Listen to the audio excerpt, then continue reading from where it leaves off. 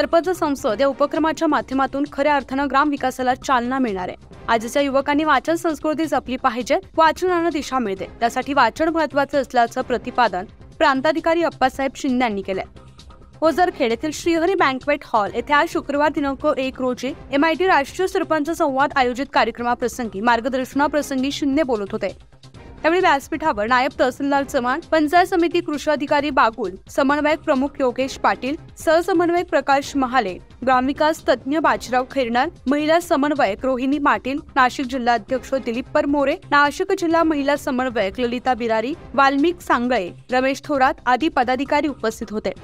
MIT school of गव्हर्नमेंटचे प्रणेते आणि सरपंच संसदेचे संपादक राहुल कराड यांची संकल्पना असून विभागीय आयुक्त राधाकृष्ण गमे यांचे विशेष सहकार्य लाभलंय, अशी माहिती सरपंच संसदेचे समन्वयक योगेश पाटील यांनी दिली आहे। राष्ट्रीय सरपंच संसदेचे सहसमन्वयक प्रताप महाले यांनी प्रास्ताविक केलंय।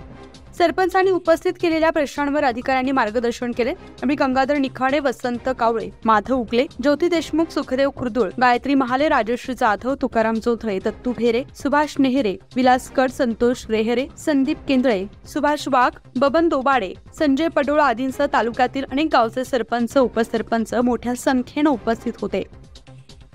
न्यूज 15 मराठीसाठी प्रतिनिधी बापू चव्हाण, नाशिक।